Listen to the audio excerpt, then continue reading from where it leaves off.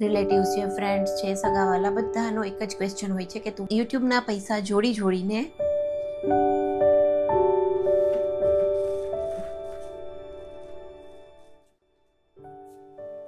Hello નમસ્તે friends, કેમ છો? સ્વાગત કરું છું ફરીથી બધાનું એક નવા વિડીયોમાં. તો આજનો વિડીયો નાનો એવો મોટિવેશનલ વિડીયો છે, તો વિડીયો આખો જોજો. વિડીયો ગમે તો લાઇક, શેર અને ચેનલને સબસ્ક્રાઈબ પણ જરૂરથી કરજો. તો ઘણા સમયથી મને યુટ્યુબમાં કમેન્ટ્સ આવે છે કે તમારી ચેનલ મોનેટાઈઝ થઈ ગઈ છે કે નહીં, યુટ્યુબમાંથી કંઈ પેમેન્ટ આવે છે કે નહીં.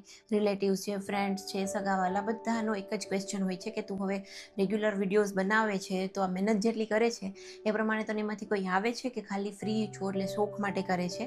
તો અલ્ટિમેટલી તો લોકોનો ક્વેશ્ચન એક જ હોય છે કે પૈસા એમાંથી કંઈ આવે છે કે નથી આવતા.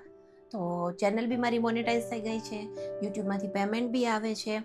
અને એક કમેન્ટ એવી હતી કે યુટ્યુબમાંથી પેમેન્ટ જો આવે છે તમારે તો શું આપણા લેડીઝના ખર્ચા એમાંથી નીકળે એટલું પેમેન્ટ કંઈ આવે છે એમ. તો એ વસ્તુ તો મને આઈડિયા ના આવે કે બધાની મતલબ એક્સપેન્સની સ્ટાઇલ અલગ અલગ હોય, બધાની ચોઈસ અલગ અલગ હોય. દર મહિને તમે કેટલો ખર્ચો કરો છો, હું કેટલો ખર્ચો કરું છું એ આપણે કહી ન શકીએ. બટ હા, એટલી એમાંથી ઇન્કમ આવી જાય કે નાની મોટી આપણી કંઈ બી રિક્વાયરમેન્ટ હોય તો પૂરી થઈ જાય. અને જે કાંઈ બી અત્યારે મારે ઇન્કમ આવે છે ને એમાંથી મારા પર્સનલ એક્સપેન્સ જે કહેવાય ને એ એવા કંઈ હજી નીકળતા નથી મહિનાના, કેમ કે મારી લાઈફસ્ટાઈલ થોડી અલગ છે. મારે જવા આવવાનું વધારે હોય, મને થોડું શોપિંગનો શોખ છે, એ બધી વસ્તુ એટલા માટે. બટ ક્યાંક ને ક્યાંક આપણે જો આમાં વધારે મહેનત કરીએ ને, હજી થોડા વધારે સબસ્ક્રાઈબર્સ થાય તો એક સારી એવી ડિસેન્ટ અમાઉન્ટ જે છે એમાંથી આવી શકે છે.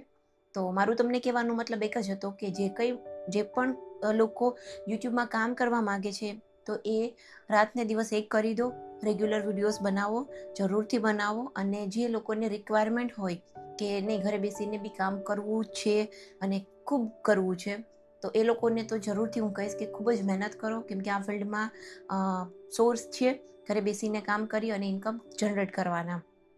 અને યુટ્યુબમાંથી જે મને મેલ આવેલો છે ને એ મેલ માટે મારે જે વાત કરવાની હતી એ વાત એ હતી કે અત્યાર સુધી યુટ્યુબની આપણી ચેનલ આપણે બનાવીએ ને ત્યારે અમુક એની ટર્મ્સ એન્ડ કન્ડિશન્સ હોય છે. તો અત્યાર સુધીની ટર્મ્સ એવી છે કે તમારી ચેનલ ઉપર 1000 સબસ્ક્રાઈબર્સ કમ્પ્લીટ હોવા જોઈએ અને 4000 કલાકનો વોચ ટાઈમ કમ્પ્લીટ હોવો જોઈએ. એટલે આ બે વસ્તુ શું છે, 1000 સબસ્ક્રાઈબર્સ થવા જોઈએ છેલ્લા 365 દિવસમાં અને 4000 કલાકનો વોચ ટાઈમ એટલે કે તમે જે રેગ્યુલર વિડીયોઝ નાખો છો, આજે નાખ્યો કાલે નાખ્યો, એમાંથી અમુક કલાકો છે ને એમાં ગણાતી હોય. લોંગ વિડીયોઝમાં, શોર્ટ વિડીયોઝની નહીં, લોંગ વિડીયોઝની કલાકો છે કાઉન્ટ થતી હોય કે આજના વિડીયોમાં 10 કલાક જોવાનો છે, આજના વિડીયો 5 કલાક જોવાનો છે. એવી રીતે કરી અને આપણે જે રેગ્યુલર વિડીયોઝ નાખ્યા હોય ને એ છેલ્લા 365 દિવસમાં તમારી ચેનલમાં એ 5, 10 મિનિટ, 15 મિનિટ એમ કરી અને 4000 કલાક લોકોએ આપણા વિડીયોઝ છે એ વોચ કરેલા હોવા જોઈએ. આ બંને ક્રાઇટેરિયા 365 દિવસની અંદર પૂરા થઈ જાય ને તો તમારી ચેનલ એલિજિબલ હોય છે મોનેટાઇઝેશન માટે. પછી પણ એની ઘણી બધી પ્રોસેસ હોય છે અને પછી બી એમાં અમાઉન્ટ ભેગી થાય અને આપણને મળતા લગભગ 5 થી 6 મહિના નીકળી જતા હોય છે. આ વાત થઈ કે યુટ્યુબની જે પોલિસી જે છે ચેનલ મોનેટાઇઝેશન થવા માટેની જે એલિજિબિલિટી એ હતી. અને બીજી વસ્તુ એ કહેવાની હતી કે અત્યાર સુધીની આ પોલિસી છે, બટ આ પોલિસીમાં ચેન્જીસ થવાના છે. જેમ કે 2027 ફેબ્રુઆરીથી આ જે શું કહેવાય કે જે એમને ટાર્ગેટ રાખેલો છે ને 1000 અને 4000નો, એમાં ચેન્જીસ આવીને એ ડબલ થઈ જવાના છે. જેમ કે પછી તમારે ચેનલ જો મોનેટાઇઝ કરવી હશે તો 2000 સબસ્ક્રાઈબર્સ અને 8000 કલાકનો વોચ ટાઈમ જોશે, કે જે બહુ જ એક ચેલેન્જિંગ વસ્તુ છે. કેમ કે નવી ચેનલ હોય ને ત્યારે 4000 કલાકનો વોચ ટાઈમ કરવો એ બહુ જ ડિફિકલ્ટ વસ્તુ છે. જે લોકો યુટ્યુબમાં કામ કરતા હશે ને એમને ખબર જ હશે. આજે મારે પણ યુટ્યુબમાં હું કામ કરું અને હું તમને કોઈને કહું નહીં ને કે મારી અનધર ચેનલ છે તો એ ચેનલને ગ્રો કરવામાં મને ખૂબ જ ટાઈમ લાગે. પણ હું જો તમને સજેસ્ટ કરું કે મેં એક બીજી ચેનલ પણ કરેલી છે તો કદાચ આમાંથી 1000 સબસ્ક્રાઈબર્સ તો મારે તરત જ થઈ જશે, કેમ કે તમે લોકો એને સબસ્ક્રાઈબ જરૂરથી કરશો મને સપોર્ટ કરવા માટે અને એના અમારા વિડીયોઝ પણ જોશો. બટ જ્યારે તમે એઝ અ ન્યૂ ક્રિએટર હો ને ત્યારે એ બહુ જ ચેલેન્જિંગ થઈ જતું હોય છે. એટલે કહેવાનું મિનિંગ મારો એ છે કે જે પણ લોકો કામ કરે છે ને એ થોડા રેગ્યુલર થઈ જજો. એકદમ વ્યૂઝ આવે કે ન આવે, રેગ્યુલર વિડીયોઝ બનાવો, રેગ્યુલર 5-6 મહિનાનો જે સમય છે ને એને ખૂબ જ ઉપયોગ કરી અને વિડીયોઝ છે એ નાખવા માંડો, કે જેથી કરીને જૂની ક્રાઇટેરિયા પ્રમાણે તમારું ચેનલ જો મોનેટાઇઝેશન થવા આવી જાય ને તો બહુ બેટર છે, ને તો પછી બહુ જ એ ડિફિકલ્ટ થઈ જશે, થોડું ચેલેન્જિંગ પણ થઈ જશે, કેમ કે ઓલમોસ્ટ ડબલ આપણે મહેનત એમાં કરવાની છે એટલા માટે. કેમ કે ધીમે ધીમે આ પ્લેટફોર્મ પર બી કોમ્પિટિશન્સ વધવા માંડી છે, આ પ્લેટફોર્મ પર ટફ થવા માંડ્યું છે. એટલે હરેક વસ્તુ અત્યારે કેવું છે, બિઝનેસ, કોઈ પણ બિઝનેસ હોય કે કોઈ પણ જોબ હોય, એ પહેલાં જેવી ઇઝી નથી. બધી જ જગ્યાએ ખૂબ જ ચેલેન્જીસ હોય છે, અને એવું બી નથી કે 1 વર્ષ 2 વર્ષ ચાલી ગયા પછી આપણે આરામ જ છે.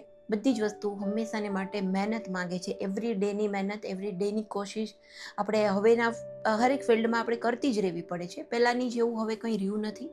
એટલે કહેવાનો મિનિંગ મારો એવો છે. તો લાસ્ટ ટાઈમ જ્યારે મેં યુટ્યુબ માટેનો એક વિડીયો બનાવ્યો હતો ને, તો ઘણી બધી મને કમેન્ટ્સ રિસીવ થઈ હતી કે હું બનાવું છું તો મને આ પ્રોબ્લેમ્સ આવે છે, આ થાય છે, આ થાય છે. એટલે જે કાંઈ બી પ્રોબ્લેમ્સ આવતા હોય તમે વર્કઆઉટ કરો, પ્લસ ફેમિલી મેમ્બર્સને કહો કે વિડીયો જોવે છે તો એમને ક્યાં એવું લાગે છે કે જ્યાં એ તમને કંઈક સજેસ્ટ કરી શકે, એવી રીતના કરી અને થોડું પોતાની ચેનલમાં કામ કરો, અને થોડું જલ્દી કામ કરો, રેગ્યુલર કામ કરો, કે જેથી ચેનલ જે છે એ જલ્દીથી મોનેટાઈઝ થઈ જાય. તો આ એક વસ્તુ મારે એ કહેવાની હતી. યુટ્યુબમાંથી જે મને આ એક મેલ રિસીવ થયો હતો, કેમ કે આ જ્યારે પણ કાંઈ રૂલ્સ ચેન્જ થવાના હોય તો તરત યુટ્યુબ છે એ બધાને, જે કંઈ બી લોકો યુટ્યુબમાં કામ કરતા હોય એમને મેલ આવતો જ હોય છે. સો આ એક વસ્તુ થઈ. અને બીજી વસ્તુ મેં કહી દીધું કે મારી બી ચેનલ મોનેટાઈઝ થઈ ગઈ છે, મને બી આમાંથી અર્નિંગ આવવાનું સ્ટાર્ટ થઈ ગયું છે. અને એ જે મારી અર્નિંગ આવવા માંડી છે ને, એ અર્નિંગના માધ્યમથી, કેમ કે મારી શું છે કે ભગવાનની દયાથી મારા હસબન્ડ મને કોઈ વસ્તુની ના નથી પાડતા. મારે જે બી લેવું હોય, ક્યાંય પણ જવું હોય તો એમના તરફથી એવરી ટાઈમ મને યસ જ હોય છે. તો મારી એવી કંઈ નહોતું કે મને કોઈ યુટ્યુબમાંથી પેમેન્ટ આવે તો હું કપડાં લઉં કે પછી આ લઉં, કેમ કે એ બધું હું રેગ્યુલર લઉં જ છું. બટ એ જે પેમેન્ટ આવ્યું ને મારું, એ મેં થોડું થોડું કરીને જોડ્યું છે. દર મહિને જે થોડું થોડું આવે છે એ મેં યુઝ નથી કર્યું કોઈ પણ વસ્તુમાં.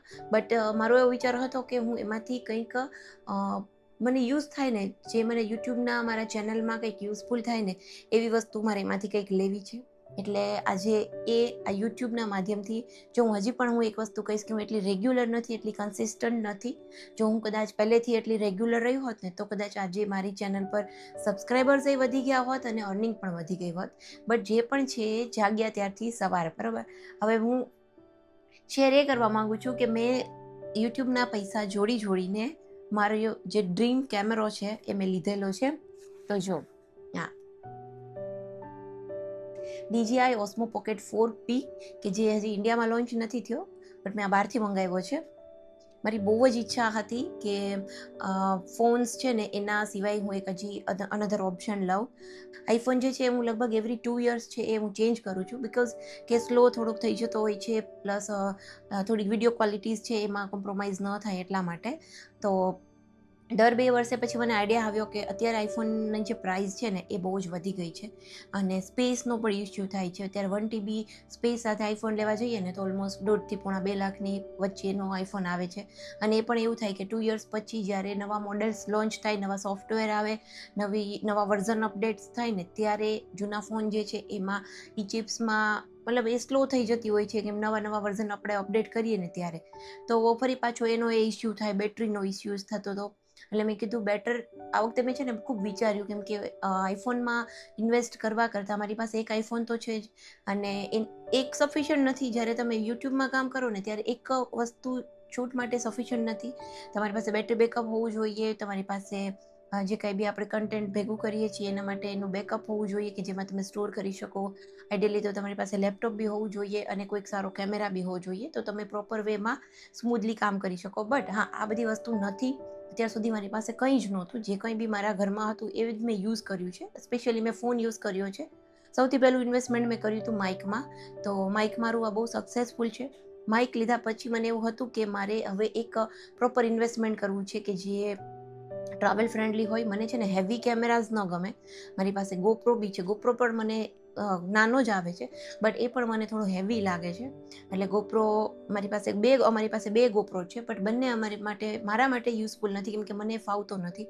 એટલે મેં ખૂબ વિચાર્યું, ખૂબ જ રિસર્ચ કર્યું, કેમ કે મને એક હેબિટ એવી છે કે 10,000 ઉપરની હું કોઈ પણ વસ્તુ પરચેસ મારે કરવાની હોય ને, તો હું ઘણો એવો વિચાર કરું અને કેટલો મને યુઝફુલ થશે નહીં થાય. યુટ્યુબમાં હું કેટલા બધા વિડીયોઝ જોઉં, છેલ્લા ઘણા સમયથી હું યુટ્યુબમાં વિડીયોઝ જોતી હતી અને ફાઇનલી પછી મને આઈડિયા આવ્યો કે આ વાળો કેમેરો છે ને એ લેવો જોઈએ. મારો જે ફ્રેન્ડ છે ને જય અને શિવાની, એને બી અમે લોકો અમદાવાદ મળ્યા હતા ત્યારે બી એને મને આ કેમેરો સજેસ્ટ કર્યો હતો, બટ એને મને જૂનું મોડેલ કીધું હતું.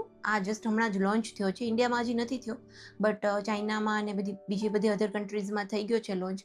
બહુ જ એના બેસ્ટ રિવ્યૂઝ છે અને રિયલી બહુ જ સરસ છે. મેં આખો ખોલીને 2 દિવસથી હું બધા એના સેટિંગ્સને એ જ જોતી હતી, કેમ કે એક તો નાનો છે, પોકેટમાં રહી જાય, બેગમાં રહી જાય અને ફોનની જેમ બહુ જ ઇઝી છે.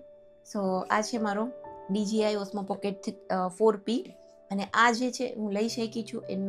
મતલબ એનું રીઝન છે બસ ઓનલી ઓનલી તમે લોકો. તો તમારો લોકોનો દિલથી થેન્ક યુ સો મચ કે આ રીતે તો મને સપોર્ટ કર્યો છે, પ્લસ સાથે સાથે એટલી સરસ કમેન્ટ્સ આવે છે ને કે આપણું દિલ ખુશ થઈ જાય. કમેન્ટ્સ એક રીડ કરીએ ને, જો મોર્નિંગમાં ઉઠતાની સાથે જ આટલી સરસ અમુક કમેન્ટ્સ હોય ને તો એ વાંચીએ ને ત્યાં જ આપણો દિવસ બની જાય. અને કાલે કમેન્ટ હતી કે મારાથી ઉઠાતું નથી બેન, તમે કેમ વહેલા ઉઠી શકો છો? તો વહેલા ઉઠવાનું કોઈ રીઝન નથી. જો આવી 1-2 કમેન્ટ સારી મોબાઈલમાં નોટિફિકેશનમાં આવેલી હોય ને તો એ જોઈને ઓટોમેટિક જ ઊંઘ ઉડી જાય કે ચલો ફટાફટ છે ને એ દિવસના કામો કરીએ, વિડીયો બનાવવાનું સ્ટાર્ટ કરી દઈએ. So thank you so much બધા લોકોનો. તો જો નાનું એવું પોકેટ પાઉચ બી આવ્યું છે અને આ કેમેરો છે ને એ બહુ જ ઇઝી છે એક્સેસ કરવો, બહુ નાનો છે. જો આ વાળો છે DJI Osmo Pocket 4P. મારો ડ્રીમ કેમેરા છે, કેમ કે મને કેમેરો બહુ ગમે, બટ મોસ્ટ ઓફ અત્યાર સુધીના મેં કેમેરાઝ જોયા મોટા હોય કે જે આપણે બહુ રેગ્યુલર કેરી ન કરી શકીએ. અને જો આની જે સ્ક્રીન છે ને એ આવી રીતના જસ્ટ તો આ સ્ટાર્ટ થઈ જશે. જો થઈ ગયો.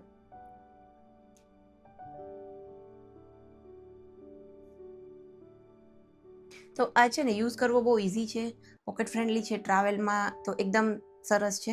પ્લસ બીજું એ કે આનું શું કહેવાય, હા આમાં જે સ્પેસ આવે છે ને એ 108 GB આમાં ઇનબિલ્ટ હોય છે અને 1 TB સુધી મેમરી કાર્ડથી આ સપોર્ટ કરે છે. એટલે ઓનલી એક મેમરી કાર્ડ 1 TBનું લઈ લે ને તો આમાં સ્પેસ છે ને એ બહુ જ ઇનફ થઈ જાય કે કદાચ 5-10 દિવસનું બેકઅપ પણ આપણે રાખવું હોય ને તો ઇઝીલી આપણે આમાં શૂટ કરી શકીએ. અને સ્પેશિયલી ટ્રાવેલ કરતા હોય ને ત્યારે જ્યારે આપણને વિડીયો શૂટ કરવાનો ટાઈમ ના મળ્યો હોય.